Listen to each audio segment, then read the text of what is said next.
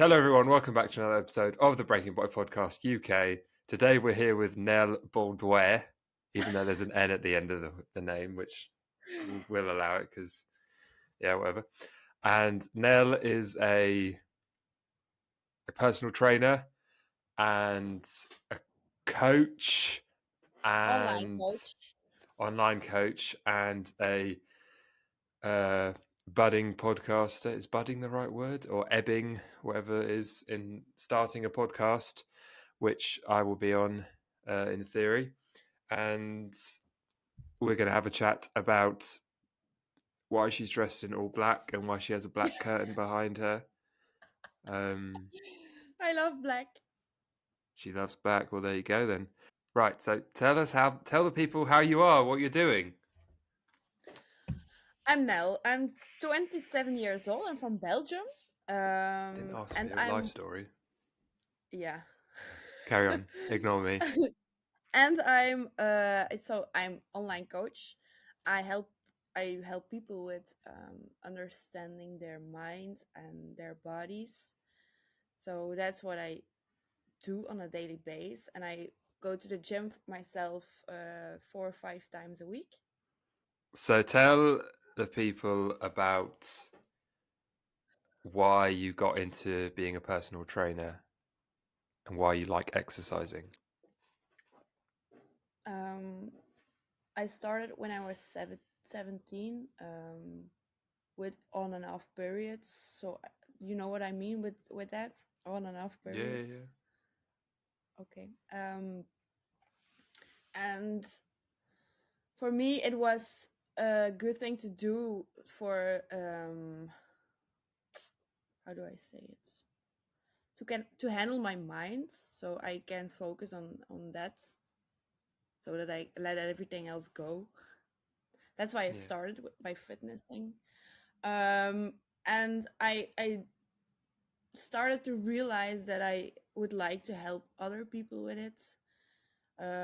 Also because I did go through a lot in my teenage years, so I want to help other people with that, so they can build themselves up, and by fitnessing, uh, coaching and nutrients. So it's important to have that right to live a joyful life. So that's why I started doing it. I want to help Lovely. people, That's yeah, with the same yeah. You want problems to as I help did. people. Literally. Yes, absolutely. That is. I just wrote. I've just written a Instagram post which you should like it. Um, about Okay, I will like the it. yeah, good, about the benefits and I suppose the opportunity that lays ourselves to us as a result of harsh, I suppose, experiences and difficulties, and the fact that we can take that forward and hopefully help the people that we know or help the community to not have to suffer the way that we experienced.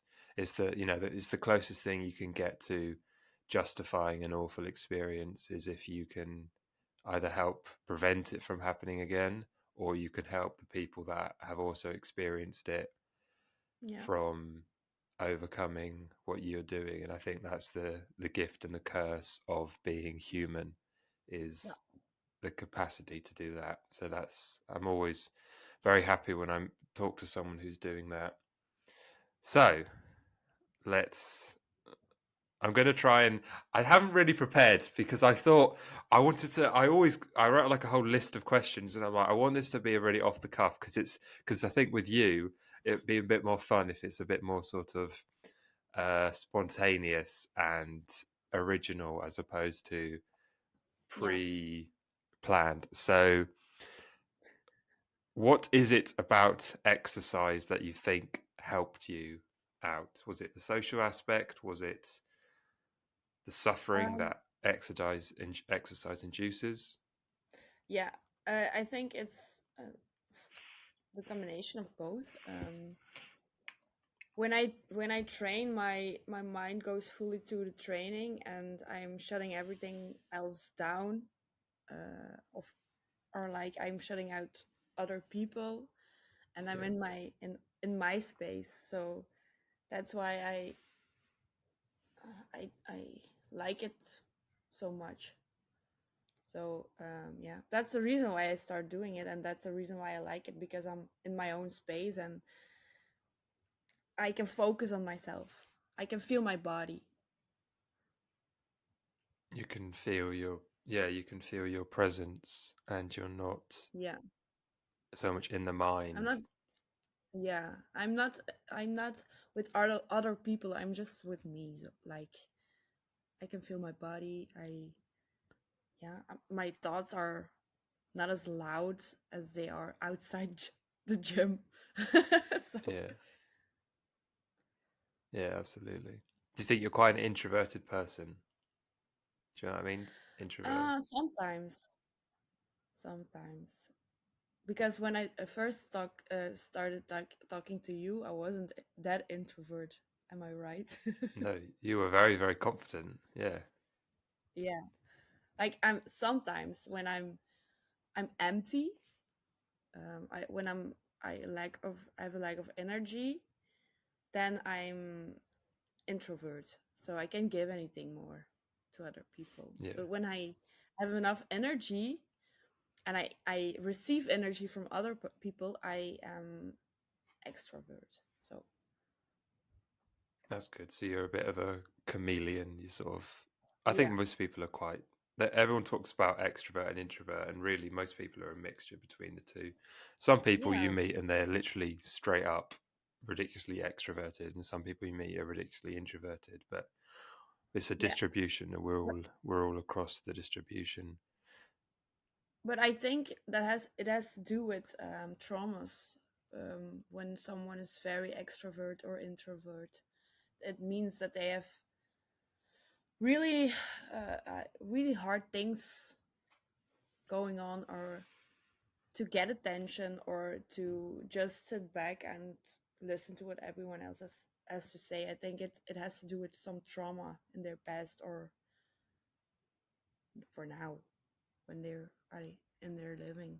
So As in, like, they either use they're incredibly confident as like a coping mechanism, yeah, or they are incredibly quiet as a coping mechanism for what yeah, what they're dealing with. Okay, is yeah. that something that you can relate to? um no, that's not something that I did like for a coping mechanism. But I've seen it around me. Some people are really trying their best to be there, so to receive attention, like look at me. And also, Mm. I think one of those things is that when girls, for example, are putting so much makeup on that people can't look beside them. I think that's something like that too, to As receive the in, attention that they've missed. yeah. It's I because I've suffered a lot from social anxiety throughout life, and one of the things that happens with I feel like happens with social anxiety is, if you imagine the psyche is always looking for like a balance, and if something is completely off kilter, it will pull it back. um, Often unconsciously it will pull you back into the middle. So if you're incredibly preoccupied and obsessed with what people are thinking about you all the time, and it has so much power over you, I think the flip side of that would ultimately be that you will end up being obsessed with what people think about you. And there'll be a negative side to that. So, and there'll be not positive, but in moments where you feel like you look good, you will lap up the attention and love the attention, and it will feel incredibly pleasurable. And then the other side is when you're feeling incredibly anxious or on edge, you'll suffer from it. So it's like you get the two extremes. You get nervousness, and then you get intense confidence and arrogance. And I think Yeah, a lot of, and if you could sort of bring that back to the middle on both sort of spectrums, it creates a far more balanced perception of the world, and that's what I try and do a lot. And I agree with, there's a lot of pressure on young women nowadays to look a certain way and to do a lot of things. And yeah, that's a whole different conversation. But I agree with what you mean. Not being preoccupied with other people is a great skill to learn. Yeah, true. And I've suffered from that, but not in a highly precious way, presence way. I don't know how to say it. Not highly that Yeah, I didn't like wanted to enjoy it. be. No, I, or did I? I don't know. I think I had a time when I also put really um Pressure. extroverted makeup on Okay, yeah. to cover myself also, not in a way of give me attention, but to cover all my insecurities, I think. Yeah, So yeah, there absolutely. are a Yeah. lot of I different. I think, yeah, one of the things that men don't understand, that differentiates, I think, between men and women, and there's, I really think is a big difference, is women are far more safety conscious than men are, and they're far more, they feel a lot more vulnerable than men, and and I think, if, to be fair, that is actually true, to be fair, in the sense that they're physically more vulnerable because they're often smaller, and they're certainly sexually more vulnerable, and they're often emotionally Yeah, more vulnerable as well, just because of women being higher in trait neuroticism, which is a personality trait, which is basically just anxiety and depression. On average, women are higher in trait neuroticism, mainly for yeah, the reasons that I just laid out about them being so. Protection and safety and barriers is such an important thing for women, and you're right. Makeup is a great way to cover yourself up and to not be vulnerable, yeah, and so I can completely see how that is a really, really tricky thing to navigate for young women, and yeah. probably something that we don't talk about enough in society. Or we do, when we do talk about it, we talk about the extremes as opposed to talking about it as an everyday sort of thing. Um, so yeah, makeup, protective. Yeah. Why do you have a butterfly tattoo? Because to me, this year was like hell, and Oh wow, okay, I want to step out of it as a butterfly. So brilliant. I love that. I think that's yeah, great. yeah, Very, very good. Very, very good. Absolutely. I think uh, no matter, and that's coming back to, we spoke about that a little bit earlier, didn't we? How yeah, you can, making something good out of something awful is the best alternative to letting it eat you up inside, even though often that is understandable. So we can, I don't know. It's up to you. How, if you want to talk about why this year was difficult, or if you'd rather stick to less personal topics, it's completely up to you. I don't mind. It's your podcast, and I'm just um, here with my water bottle. yeah, you are. So I'm going to Exactly. tell a little bit of it. So this year I started my business. So I think the first year when you're starting a business is a really difficult year Yes. because you have to discover some parts of yourself that you didn't know and how to handle some situations. Like, how do I need to fill in my days and like not mm, overcompensating things? I don't know if that's a word in English, Yep. overcompensation. Yep. Overcompensate. Absolutely. Um, for example, like when I when have you done enough when you're having a business? So that's one difficult question for me. Like I did put some things in my calendar or my agenda. Is agenda an English word? Agenda, yeah.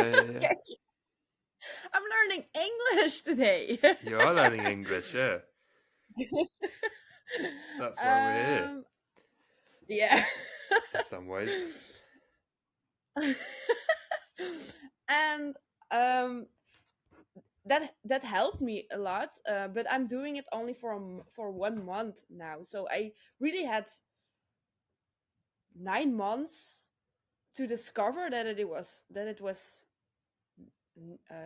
needy for me, necessary for me to Hmm. use my agenda on that in that way. You understand? That's Yeah. Where? Why do you want to? Why do you want to do a personal training business?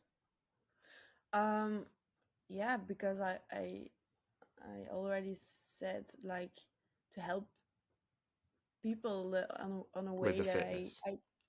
yeah, and that I didn't got any help with. So, but I try to focus on the mindset part. The most of the personal trainers in my area are focused on nutrition and fitness and, yeah, building up Mm. strength. So I'm trying to focus on mindset and lifestyle more, And how do you because think mind? Oh yeah, carry on. I think that there aren't enough personal trainers who does that, Who do that? who do that. Yeah, nice. Yeah.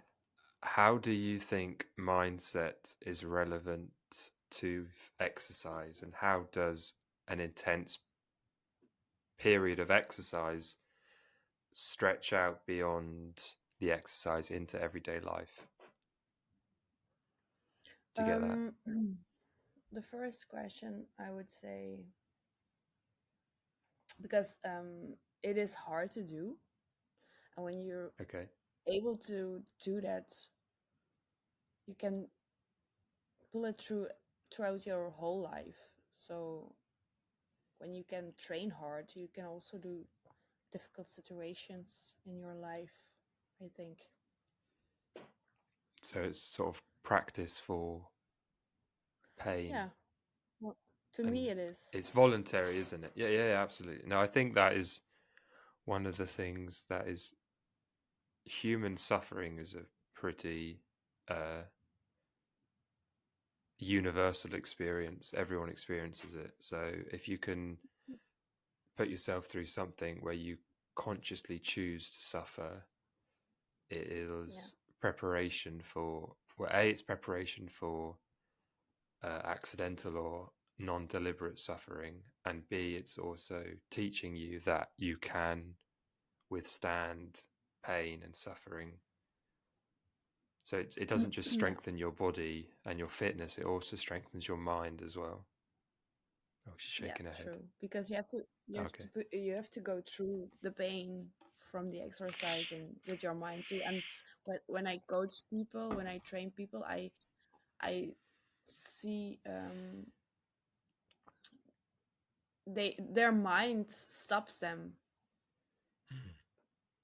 in the training. So they think, I can do this. And then your body will follow you. So when you're in a difficult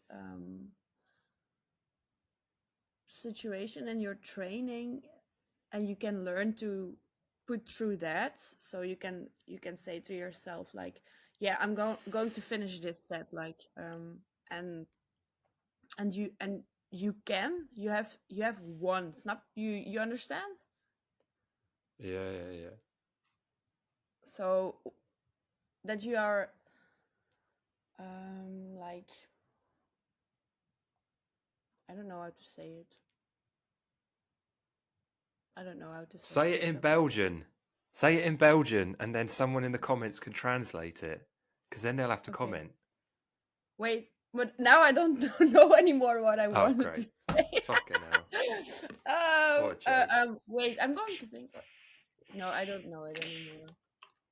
Okay, I'll say something then. So Okay. it's interesting. Yeah, it's interesting you say that because I'm pretty sure that there are studies done. There've been studies done where they ask two groups of people. One, they say you need to do 100-star jumps, and the other group they say you need to do 200-star jumps, and they track their heart rate or their, I don't know, their fitnessy measurements, and Yeah. they find that yeah, exactly, they find that whenever people approach either like 90 or 190, they reach the same level of fatigue and and I don't know, heart rate or expenditure or whatever, blood pressure, who knows, I don't know, um, all these Mhm. things. So what the point of the study was that it's not necessarily about the exercise, but it's about the goal or the conditions that you set prior that determine how well you can perform. Yeah. Mhm. True. It's your mind that has to follow you, not otherwise. Uh, thumbs up. Exactly. Why do you like dragons? I don't know. They're big and Powerful. dangerous, I would say. Yeah, yeah, yeah. And Do you know like what? Yeah, carry on. not real. And I would like to think in this life about things that aren't real to connect me with something that's I can hold on to. Like, you know what I mean? I do know what you I mean. I Yeah, love I also love Disney and like fairy tales and Harry Potter. yeah. So Yeah. Do you know what the mythological history of dragons is? no. So, one way is that they're a representation of fear of things that we're afraid of, because they sort of combine our evolutionary, uh, what would you say, enemies sort of together. So Mm. they have wings. So one of our evolutionary enemies was like huge birds of prey. This is a bit boring, but it's quite cool. So just go with it. Yeah, I'm Was going. good was birds of prey that would swoop down and pick us up off the ground. The other was snakes, and then the final one was large mammals. So a dragon has all three of those qualities because it's kind of like a snake. It's got wings, and often it has four legs, so it's like a mammal. Yeah. And the point was that over millennia, we've amalgamated those three things together, and we created like a projection of uh, maybe evil's not the right word, but projection of danger and fear, and why, and that's why dragons still crop up in mythology and things, because they're like an image of what we're afraid of. And the reason that dragons guard gold is because behind what we're most afraid of is what is something of great value to us, which is why we like horror movies. Because Oh when you watch wow. a horror movie, yeah, that's cool, isn't it? That when Yeah, you that's watch a horror movie, yeah, horror movies have this effect on you where you don't want to watch, but you also do want to watch at the same time. You're kind of like stuck in this half in, half out situation, and that's what uh, fear is like. Because there's a part of us that's terrified, but there's also a part of us that is incredibly courageous and brave, that is trying to pull us forward towards what we're most afraid of. And the reason dragons breathe fire is because when you encounter something that you're afraid of and overcome it, it burns part of you away, because part of you has to burn for the new you to come into being. So that's why dragons breathe fire. So dragons are awesome creatures. So it makes sense why you like dragons yeah, that's why I and like Harry dragons. You Potter. explained it for me. Yeah. Yeah, Shh, but I fuck's sake, didn't I've run out of water. already know that, so I didn't know that.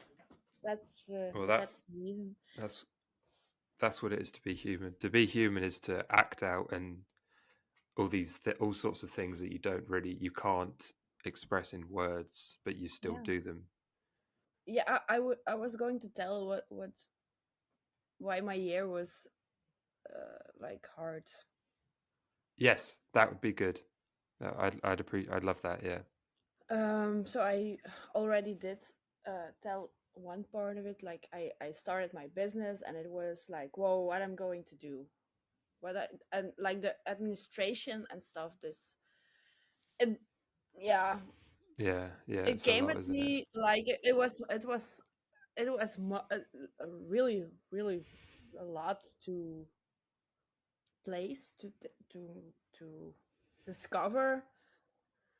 um and I'm still learning how to do it, so I think that is one part. And also I started as a personal trainer, and like now I don't want to focus anymore on personal training. I want to focus on personal coaching in lifestyle and, like I said, mindset. So you constantly re discover yourself when you're business Yeah, and when you yeah, having a business.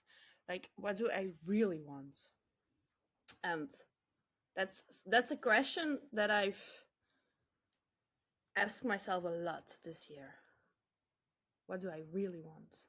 And that made it hard for me. what do you really want? Yeah.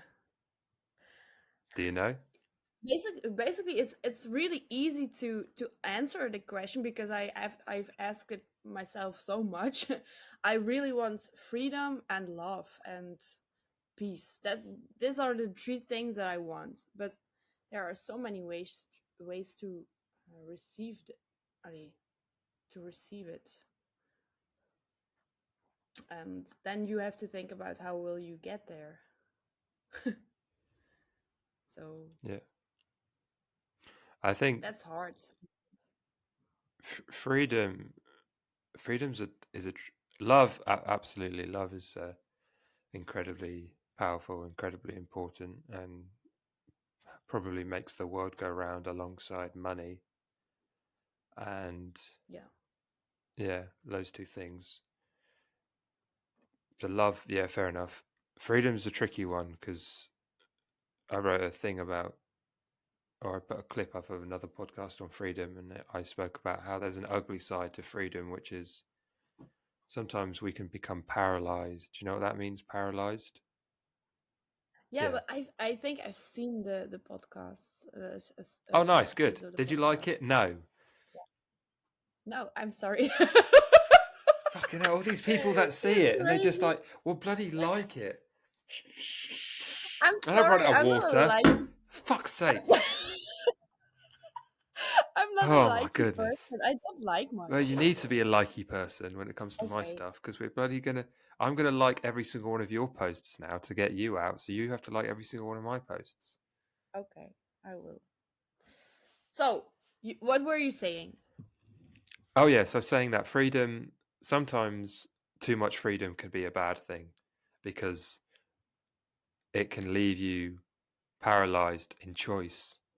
And if you can't make a choice, then you float in limbo, and limbo is not a place to float. Actually, limbo is basically anxiety. Yeah, Um, a lot of the time when you feel anxious, it's because you're in limbo. Not all the time, but some of the time. So too much choice isn't always a good thing. So therefore, too much freedom may not necessarily be a good thing. But I understand what you mean. I know you could say, "Oh, you're yeah, just being uh, you're being is it oblique or whatever the word is annoying. to yeah, annoying, yeah, you're just being annoying, Ollie, and that's fair enough, yeah. No, But it's not. no, yeah, the both sides have arguments, but yes, freedom. And then what was the other one? Peace. Yeah, peace. Well, peace will come Peace. Yeah, from the other two, hopefully. Peace is a very powerful thing. I think peace is achieved through having some level of consistency in your life. So that means consistency with yourself, and that's best achieved, I think, through telling the truth to yourself, and consistency with the people around you. having an intimate partner that you can talk to and divulge things is a very powerful under uh, underrepresented and understated attribute. And family is another one, and then a job that gives you meaning but isn't so boring. It's a Yeah. it's what the yin and yang symbol. I mean, where are you? There. It's what's supposed to symbolize. It's supposed to symbolize the balance of Yeah. the two polarities of life. So I think you're on good tracks. Yeah. But yeah, the question is like, how do I achieve it? And then you have to think about what you also really want and what you have, where you, what what do you enjoy doing? That's also a Hmm. really good question, because I know the answer to what I really want, but what do I enjoy doing? Do you understand what I mean? Yeah, yeah. It depends. Enjoy. So there's two types of enjoyment, I suppose. There's immediate, this is highly pleasurable joy and feels good in the moment, but it's not necessarily of benefit in the long run, or it's not sustainable, which, everyone knows what those type of joys are, and you know what I'm getting at. And Yeah. then there's joys that are long lasting and more meaningful joy. And I would say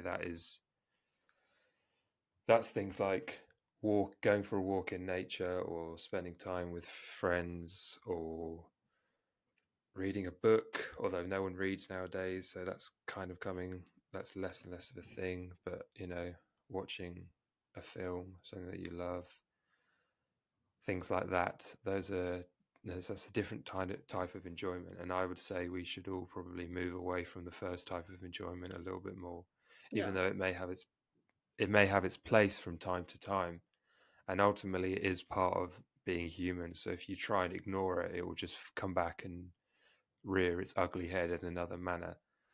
But the second type of enjoyment is probably something that we should aim for a little bit more. So I would just say watch yourself and notice the things. When do you feel like I feel at peace? When you feel at peace, what are you doing that makes you feel at peace? And then I'll try and repeat them. Not what makes you feel intense pleasure in the moment, but what makes you feel at peace for I don't know, a somewhat small period of time, because often positive emotions don't necessarily Yeah. last super long. But That's a I good would one. say, did we talk about what you enjoy? What did you say that you enjoyed? Oh yeah, we just spoke about that, and you said you don't know what you like. Yeah, I know what I like, but I don't know how to receive. Ali. I constantly say Ali. That's like a Dutch stop word. Ali, Deli Ali. like hè. Heh? Hè. Yeah. What do I Heh? like? What was I saying? Um, Oh I I yeah. I know what I like to do, but like you say, there's a difference between what I like to do that brings me peace and what I like to do for having fun. Yeah. And 27 is a hard age. Yeah. you know that? Well, just because there's a lot of celebrities and things who have been in the world of drugs and alcohol and sex and fame and rock and roll, and then like at age 27 they kind of go down two paths. They either become Okay, I incredibly didn't know that. aware. Well, there's a load of like those are celebrities who have like either died from a drug overdose or committed suicide at age 27, and then there's a lot who have gone off on another path, and it's a because I suppose at 27 your brain's just finished fully developing. Like this part of the front part of your brain is finished, is it still can learn, but it's not going to develop anymore, I Yeah, suppose, in some ways. So you've reached maturity, I'm getting not peak old. maturity. You're not getting old. That's not what I'm saying. But it's a pivotal age, I suppose, around those mid to late 20s, Mm. especially for women, because they've got a lot of uh, you know, Now it seems their like I'm body depressed clocks. or something. Like What? No, no, I'm not saying that. No, you're still young. God, there's Yeah. plenty of people that would love to be 27. No, I'm just saying that it's your 20s are a ever changing, ever growing aspect of your life, and your things are changing, and your head's changing, and people around you are changing, and it's tricky. So I understand. Yeah. It's not a bad thing. It's a good thing. Yeah, I know. I know it's a good thing, but it's not an easy one. So, No, of course not. And often good things aren't but it's easy but it's if necessary it's to truly good. understand that it has. Sorry. Nothing. Carry on. It's necessary to understand that it is needed in your life, and that's why Absolutely. I did get this That's one. why you're the butterfly. Yeah, it's You it's are it's the necessary butterfly. to grow. I'm what? You are the butterfly. Yeah, I am the butterfly. It is necessary to grow. Absolutely.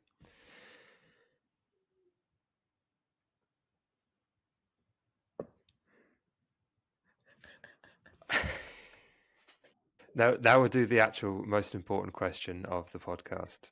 So it's called the Breaking Point Podcast for a Yeah. reason, because I'm interested in what people's breaking points were, where they thought I need to make a change, or they thought I need to do something different. They were at their lowest moment, or most they were most open to change. What was your breaking point where you think you've been at your lowest and you thought I need to go and do this now, or I need to stop doing that? Um, I think it was when I was 21 or 22. It was Hmm. no, yeah, it was in this period of my life, like 21 to or 3, that period of time. Okay. I needed the most change, so I was really hanging in some negative energy for myself. I did it to myself.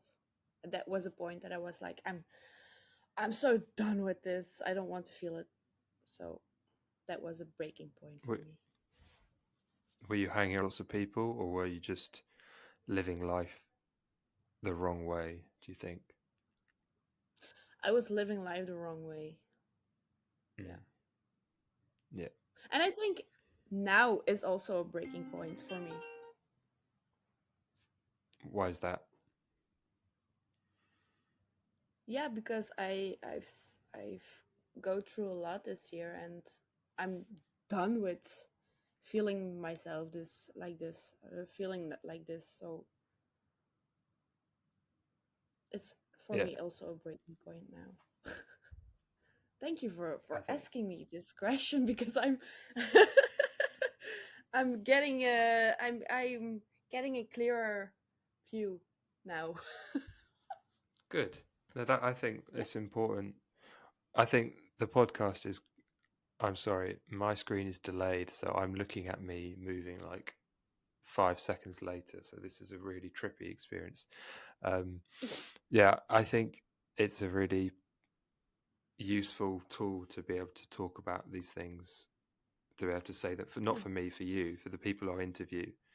Um, I hope it helps them as well afterwards. So that's really. I'm glad that you found it helpful. And Yeah. on that note, is there anything you would like to ask me before we end the podcast with Nell Bauduin. Bauduin. Bauduin. Bauduin. Yeah. I just want to ask the same question. What was your breaking point? No, you can't ask me that. No, Why joking. not? You can. Why didn't you ask me that on your podcast?